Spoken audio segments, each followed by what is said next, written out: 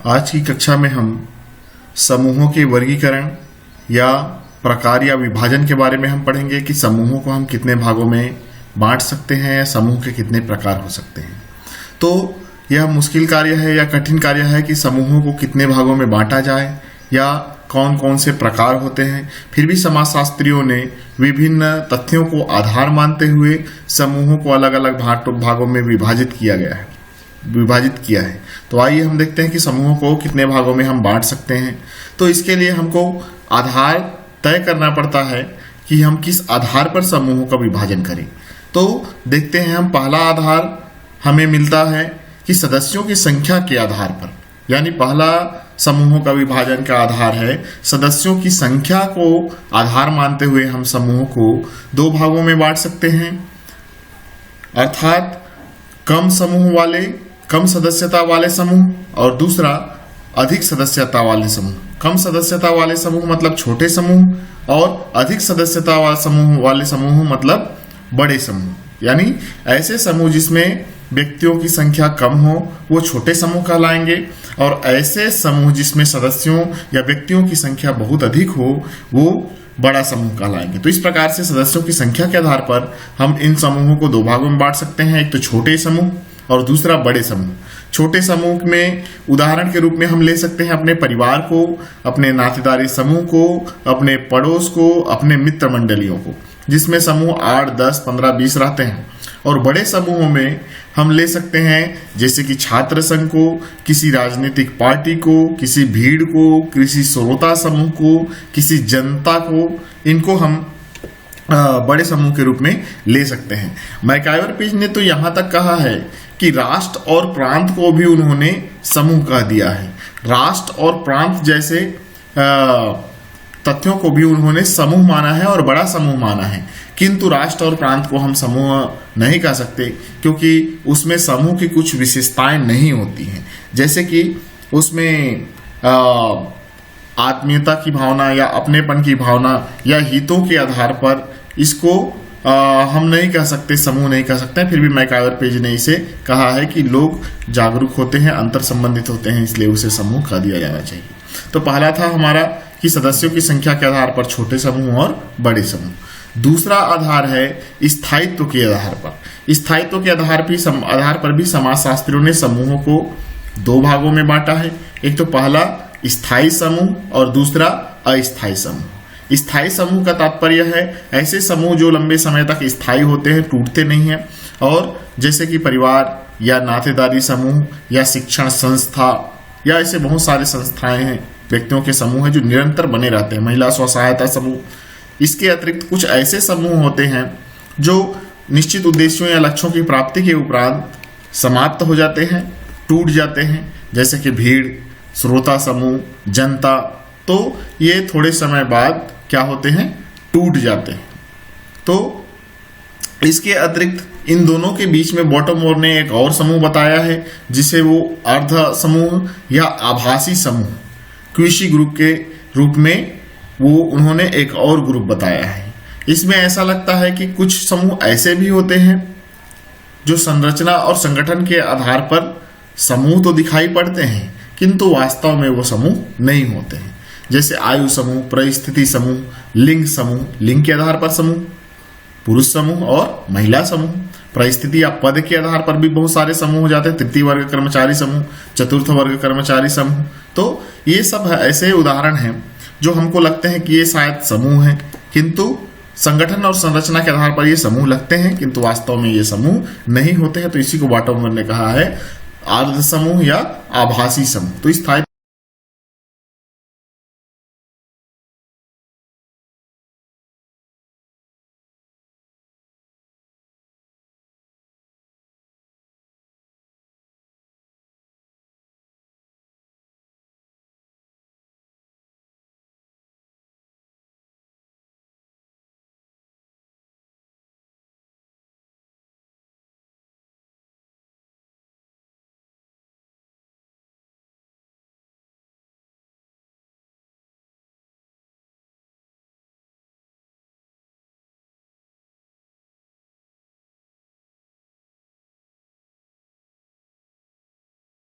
चौथा आधार मान सकते हैं हम प्रकार्यात्मक आधार को, कि प्रकार्यात्मकता के आधार पर भी समूह बनते हैं। और प्रकार्यात्मक आधार पर अर्थात ऐसे समूह जो समाज के लिए लाभदायक होते हैं, जो समाज के कार्यों का संपादन करते हैं, जो समाज के लिए उपयोगी होते हैं, इस आधार पर भी समूह का निर्माण होता है।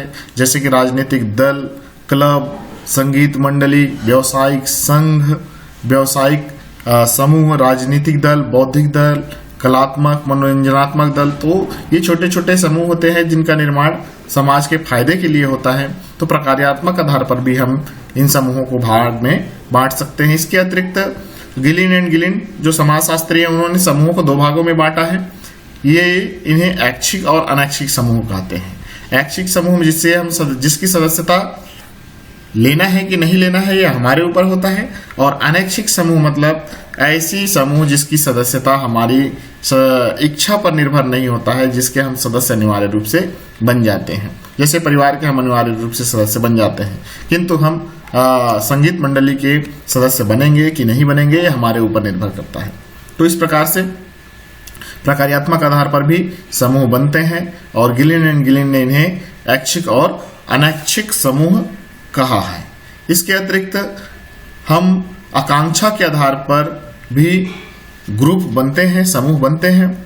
तो 5वां आधार हम लेते हैं आकांक्षा के आधार पर, और आकांक्षा के आधार पर मर्टन ने संदर्भ समूह की अवधारणा दी है। संदर्भ समूह का मतलब कोई भी ऐसा समूह जिसका व्यक्ति कोई सदस्य नहीं है, किंतु उस समूह का सदस्य बनने की इच्छा रहता है, और उस सदस्य का समूह का सदस्य बनने की इच्छा रखने के कारण वो अपने गुणों का विकास करता है, अपने मूल्यों, अपने व्यवहार को परिवर्तन करता है, और उस समूह के अनुरूप कार्य करने का कोशिश करता है, ताकि वो भविष्य में कभी उस समूह में शामिल कर लिया जाए। तो इस प्रकार को या आकांक्षा के आधार पर जो समूह बनते हैं उसे संदर्भ समूह कहते हैं। संदर्भ समूह का तात्पर्य हम लगा सकते हैं कि भारतीय क्रिकेट टीम, हम भारतीय क्रिकेट टीम के राष्ट्रीय जो भारतीय क्रिकेट टीम है उसका हम सदस्य बनने की इच्छा रखते हैं, और मानो कोई व्यक्ति उसके अनुरूप उसको संदर्भ मानकर कार्य करता है, तो कभी भविष्य में हो सकता है कि अच्छा प्लेयर वो अच्छा खेल खेले तो वो उसमें शामिल कर लिया जाए, तो उस व्यक्ति के लिए भारतीय जो क्रिकेट टीम है वो संदर्भ समूह का काम करता है। तो इसमें और बहुत सारे समाजशास्त्री हैं, जैसे सरेप सरेप, कैंडिल, ऑटो क्लाइनबर्ग, इन्होंने संदर्भ समूह के अवधारणा को दिया है, और हार्बर्ट हाइमन ने संदर्भ समूह की अवधारणा को और आगे बढ़ाया है। इसके अतिरिक्त कुछ और समूह होते हैं, जैसे कि हम कह सकते हैं कि चार्ल्स कूले प्राथमिक समूह और बाह्य समूह की अवधारणा उन्होंने दी है। प्राथमिक समूह और द्वितीयक समूह की अवधारणा चार्ल्स कूले ने दी है। तो उसका आधार है सामाजिक संबंधों के आधार पर।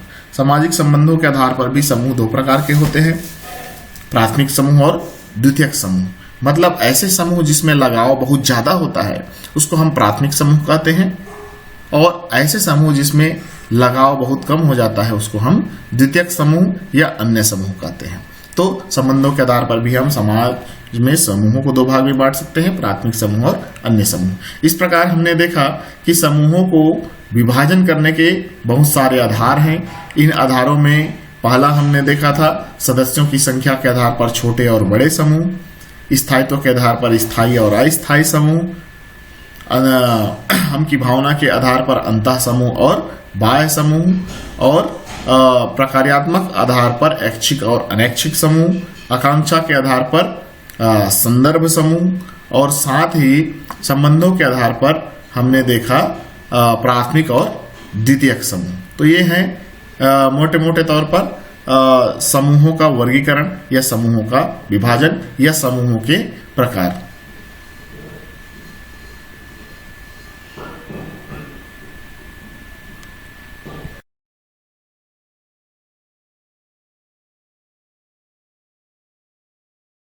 आइए हम आप जानते हैं प्राथमिक और द्वितीयक समूहों के बारे में, यानी प्राइमरी एंड सेकेंडरी ग्रुप्स क्या होते हैं। तो प्राथमिक समूह की जो अवधारणा है उसको चार्ल्स कूले ने अपनी पुस्तक सोशल ऑर्गेनाइजेशन में प्राथमिक समूह के बारे में उन्होंने लिखा है, या 1909 में प्रकाशित हुआ था, जिसमें उन्होंने प्राथमिक समूह की अवधारणा दी है। तो प्राथमिक समूह, हम किस समूह को प्राथमिक समूह कहेंगे? तो हमने देखा कि संबंधों के आधार पर कुछ समूह निर्मित होते हैं, और ऐसे समूह जिसमें लगाव की भावना बहुत ज्यादा होता है, आमने सामने का संबंध होता है, एक दूसरे से प्रत्यक्ष संपर्क पाया जाता है, कंधे से कंधे की रगड़ पाई जाती है, ऐसे समूहों को हम प्राथमिक समूह कहते हैं। जबकि इसके विपरीत जो विशेषता वाले समूह होते हैं वे द्वितीयक समूह कहलाते हैं। तो कोई भी ऐसा समूह जिसमें आमने सामने का संबंध हो, बहुत ज्यादा लगाव हो, प्रत्यक्ष संपर्क हो, वो समूह अंतः समूह कहलाएगा या प्राथमिक समूह कहलाएगा, और इसके विपरीत विशेषता रखने वाले समूहों को हम द्वितीयक समूह कह सकते हैं। जैसे कि हमारा परिवार, हमारा मित्र मंडली, हमारे रिश्तेदार, हमारे सहपाठी, हमारे दोस्त यार, तो ये जो समूह हैं इसके प्रति हमारा बहुत ज्यादा लगाव होता है और आमने सामने का संपर्क होता है, तो इस आधार पर ये समूह जो है वो प्राथमिक समूह कहलाएंगे। जबकि सामान्यतः किसी समिति या दूर का कोई समूह या जन भागीदारी समूह या औपचारिक समूह, ऐसे जो समूह है वो द्वितीयक समूह कहलाएंगे, जिसमें ज्यादा संपर्क नहीं होता है, आमने सामने का संपर्क नहीं होता है या बहुत कम लगाव होता है। ऐसे समूहों को हम द्वितीयक समूह कहते हैं। आइए देखते हैं प्राथमिक समूह की विशेषताएं, क्या विशेषताएं, प्राथमिक समूह को हम कैसे परिभाषित कर सकते हैं। तो प्राथमिक समूह के बारे में बहुत विस्तार से चार्ल्स कूले ने लिखा है, और चार्ल्स कूले का मानना है कि केवल एकमात्र जो कारक होता है वो हम की भावना होता है या लगाव की भावना है। चार्ल्स कूले कहते हैं कि कोई भी ऐसा समूह जिसमें आमने सामने का प्रत्यक्ष संपर्क हो, जिसके लोगों में हम की भावना ज्यादा हो, तो ऐसा समूह क्या कहलाता है? प्राथमिक समूह कहलाता है। तो चार्ल्स डेविड ने भी कहा है कि किंसले डेविस, चार्ल्स कूले के अतिरिक्त किंसले डेविस भी मानते हैं कि आमने सामने का संबंध आवश्यक होता है, फिर भी कभी कभी आमने सामने का संबंध होना आवश्यक नहीं होता है कि हम दूर बैठे किसी व्यक्ति जो हमारा रिश्तेदार है वो फोन से हमसे बात करता है, तो उसके प्रति हमारे पास प्रत्यक्ष संपर्क नहीं है, प्रत्यक्ष संपर्क नहीं हो पा रहा है, अप्रत्यक्ष संपर्क यानी फोन के माध्यम से हम बात कर रहे हैं, तो उनसे भी हमारा लगाव होता है, तो आमने सामने का संपर्क होना आवश्यक नहीं है, ये किंसले डेविस मानते हैं। इसके अतिरिक्त प्राथमिक समूहों की और भी कुछ परिभाषाएं हैं जिसको अनेक समाजशास्त्रियों ने दिए हैं। जैसे कि कह सकते हैं कि प्राथमिक समूह के बारे में लुंडबर्ग क्या लिखते हैं, तो वो लुंडबर्ग लिखते हैं कि प्राथमिक समूह का तात्पर्य दो या दो से अधिक व्यक्तियों के संग्रह से होता है जो आपस में एक दूसरे से घनिष्ठ संपर्क रखते हैं, सहभागी होते हैं और एक दूसरे के साथ लगाव की भावना रखते हैं। फेयर चाइल्ड भी लिखते हैं कि एक प्राथमिक समूह जिसमें दो या दो से लेकर 50 से 60 लोग हो सकते हैं, जो बहुत छोटा होता है और अपेक्षाकृत लंबे समय तक आमने सामने का संपर्क होता है। और जिन्सबर्ग का भी कहना है कि प्राथमिक समूह व्यक्तिगत रूप से संबंधों पर आधारित होता है, जिसमें समूह एक दूसरे के साथ व्यवहार करते हैं। तो इन सारे जो समाजशास्त्री है उनके कोटेशन देखने पर हमें पता चलता है कि समूह, प्राथमिक जो समूह होता है वो हमारे सबसे पास का समूह होता है, जिसके प्रति हमारा लगाव बहुत ज्यादा होता है, जिससे हम घनिष्ठ संबंध रखते हैं, जिससे हम रोज मिलते जुलते हैं, या हमारे आस पड़ोस के समूह होते हैं, ये प्राथमिक समूह कहलाते हैं। प्राथमिक समूह का समाज में बहुत ज्यादा प्रभाव होता है। प्राथमिक समूह हमारे व्यक्तिगत गुणों के विकास के लिए अति आवश्यक होता है, समाज के लिए लाभदायक और उपयोगी होता है। इसलिए प्राथमिक समूह जो है वो महत्वपूर्ण और आधारभूत अवधारणा है समाजशास्त्र की। ठीक है, तो इसके अतिरिक्त जो है जो द्वितीयक समूह होते हैं वो प्राथमिक समूह के विपरीत होते हैं। जितनी भी विशेषताएं हैं प्राथमिक समूह के उल्टा यदि कर देंगे तो वो सारे समूह क्या कहलाएंगे? द्वितीयक समूह कहलाएंगे। तो इन्हीं समूहों को चार्ल्स कूले ने प्राथमिक समूह और द्वितीयक समूह कहा है। अब आइए देखते हैं प्राथमिक समूह के कुछ उदाहरण देख लेते हैं कि हम किसको प्राथमिक समूह कह सकते हैं। तो प्राथमिक समूह में हमारा परिवार ही सबसे पहले आता है। परिवार, पड़ोस, मित्र मंडली, हमारे दोस्त लोगों की मंडली, क्रीड़ा समूह जिसके साथ हम खेलते हैं, अध्ययन समूह, हमारे कक्षा में के जो अध्ययन समूह होता है, हम जिसके साथ पढ़ते दिखते हैं, यानी सहपाठी समूह।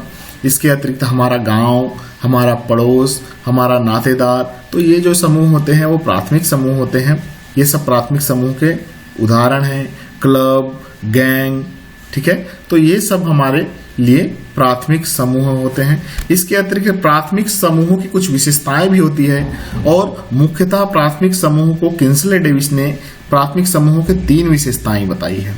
पहली विशेषता में हम देखेंगे प्राथमिक समूह की मुख्य विशेषता है शारीरिक समीपता, यानी प्राथमिक समूह के लोगों के बीच में शारीरिक समीपता होता है, यानी एक दूसरे के आसपास रहते हैं। जैसे कि परिवार में सारे सदस्य एक दूसरे के पास रहते हैं, यानी शारीरिक समीपता होती है।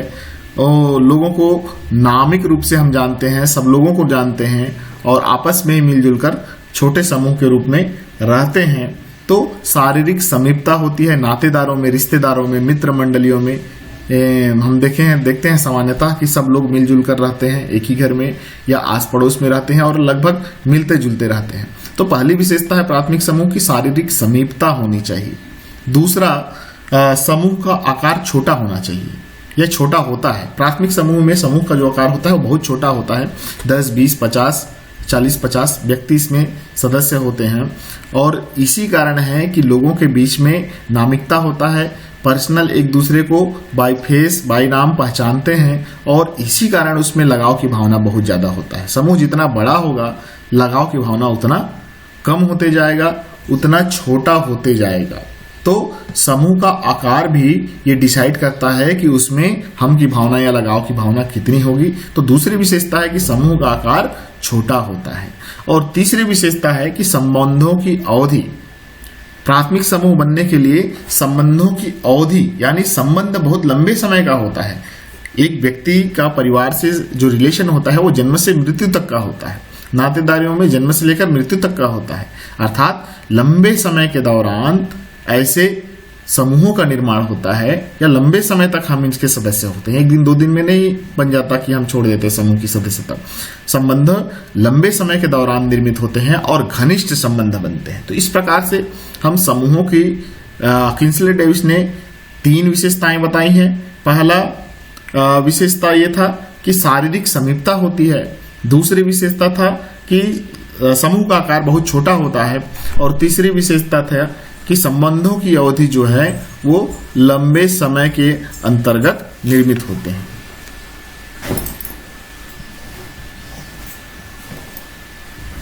तो ये 3 विशेषताएं किंसले डेविस ने बताए हैं। इसके अतिरिक्त हम और भी विशेषताएं प्राथमिक समूह के बता सकते हैं, जिसमें हम इन 3 विशेषताओं के अतिरिक्त बता सकते हैं कि उद्देश्यों में समानता होती है।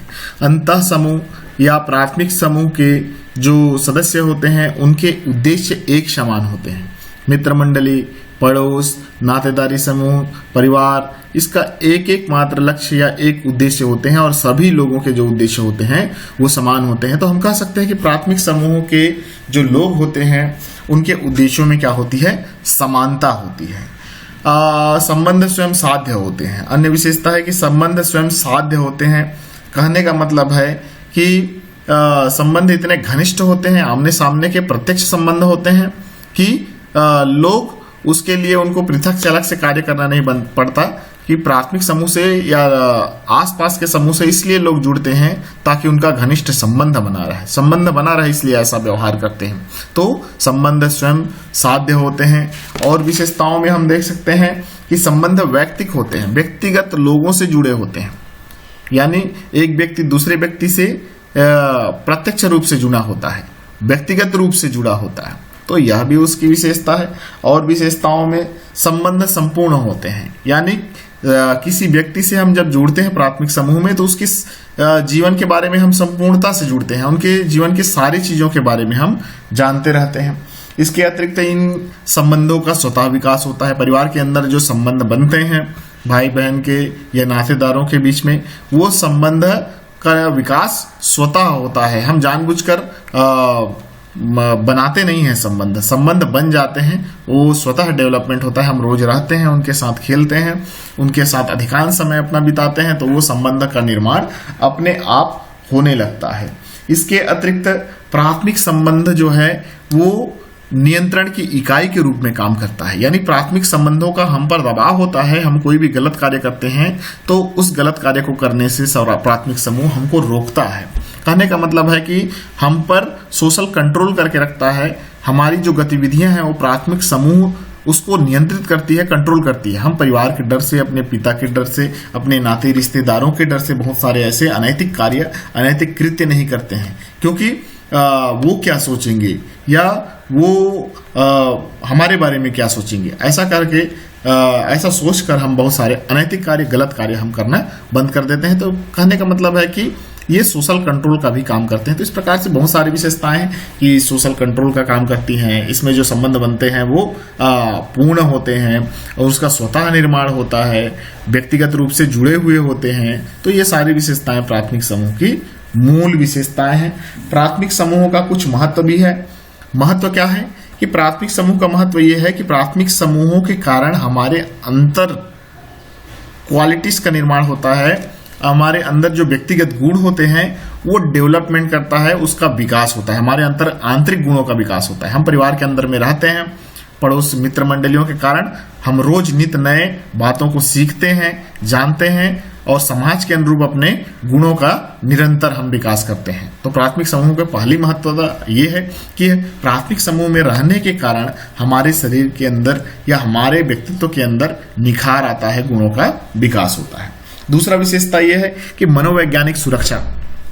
मनोवैज्ञानिक सुरक्षा का मतलब है कि मानसिक रूप से हम अपने आप को प्राथमिक समूह में रहकर सुरक्षित मानते हैं कि हमारे घर के लोग हैं, हमारे घर में बहुत सारे ऐसे सदस्य हैं जो हमको सपोर्ट करते हैं कुछ भी कार्य, या जब हम बहुत उदास रहते हैं या जब हम परीक्षा में अनुत्तीर्ण हो जाते हैं तो गांव घर वाले हमारा सपोर्ट करते हैं कि गलत कार्य मत करना या आगे और भी ऐसे अवसर मिलेंगे।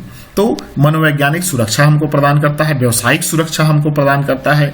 इसके अतिरिक्त मनोरंजन प्रदान करता है। हम मित्र मंडलियों के साथ रहकर, नातेदारों के साथ रहकर मनोरंजन हमको उपलब्ध कराता है प्राथमिक समूह। तो मनोरंजनात्मक जो कार्य है वो हमको प्राथमिक समूह से प्राप्त होता है। सामाजिक प्रतिमानों का नियंत्रण यानी सोशल कंट्रोल जो हमने बात कहा था, तो सामाजिक नियंत्रण का कारक भी है। यानी प्राथमिक समूह पुलिस की भांति हम पर कंट्रोल भी करके रखता है। इसके अतिरिक्त व्यक्तिगत कार्य क्षमता में वृद्धि होता है कि मनुष्य जो है वो प्राथमिक समूह के बीच में रहकर अनेक व्यावसायिक कार्य करना सीखता है। यानी कुम्हार का जो बेटा होता है वो घड़ा बनाना सीख जाता है। तो वो क्या है, वो प्राथमिक समूह में रहकर नई व्यावसायिक कुशलता को वो सीख जाता है। इसके अतिरिक्त प्राथमिक समूह के महत्व के बाद हम प्राथमिक समूह और द्वितीयक समूह में अंतर देखेंगे कि प्राथमिक समूह और द्वितीयक समूह में क्या अंतर होते हैं। तो प्राथमिक समूह, मैंने कहा था कि प्राथमिक समूह की विशेषताओं को यदि हम बदल देंगे, उलट देंगे, विपरीत कर देंगे तो वो द्वितीयक समूह की विशेषताएं बन जाएंगी। तो हम यहाँ दो भागों में हमने बांट दिया है, एक प्राथमिक समूह जैसा कि आप देख रहे हैं और दूसरा द्वितीयक समूह। तो प्राथमिक समूह का पहला हम देखते हैं कि प्राथमिक समूह का जो आकार होता है वो बहुत छोटा होता है, इसमें सदस्यों की संख्या बहुत कम होती है। तो उसके विपरीत द्वितीयक जो समूह होते हैं उसका आकार बहुत बड़ा होता है और उसका कारण है कि उसमें सदस्यों की संख्या बहुत अधिक होती है। तीसरा है कि प्राथमिक समूह के सदस्यों में शारीरिक समीपता पाई जाती है, यानी आमने सामने का संपर्क पाया जाता है, शारीरिक रूप से समीप होते हैं। जबकि इसके विपरीत द्वितीयक समूह में शारीरिक समीपता कम होती है या नहीं भी होती है। और इसके अतिरिक्त इसके बीच में प्राथमिक समूहों के सदस्यों के बीच में संबंध स्थायी प्रकार के पाए जाते हैं, जबकि द्वितीयक समूह के सदस्यों के बीच में संबंध अस्थायी पाए जाते हैं। संबंधों में निरंतरता पाई जाती है, वहीं द्वितीयक समूह के संबंधों में अनिरंतरता होती है। संबंध प्राथमिक समूहों के संबंध में अनौपचारिक संबंध होता है, इनफॉर्मल रिलेशन होता है, जबकि द्वितीयक समूह को जानबूझ के तैयार किया जाता है। उसके जो सदस्यता होता है वो अनैच्छिक होता है और औपचारिक भी होता है। इसमें प्राथमिक समूहों में संबंधों का स्वतः निर्माण होता है, जबकि द्वितीयक समूह को हम जानबूझकर निर्माण करते हैं। प्राथमिक समूह के बीच में हमारे जीवन की संपूर्णता से संबंधित होता है, जबकि द्वितीयक समूह अवैयक्तिक होता है। व्यक्ति को हम उसके व्यक्तिगत गुणों के कारण नहीं बल्कि उसकी पद और प्रतिष्ठा के कारण जानते हैं। इसके अतिरिक्त ऐसे समूह में नियंत्रण ज्यादा होता है। प्राथमिक समूह में नियंत्रण ज्यादा होता है, सोशल कंट्रोल ज्यादा होता है, जबकि द्वितीयक समूह में सोशल कंट्रोल बहुत कम होता है। ना के बराबर होता है।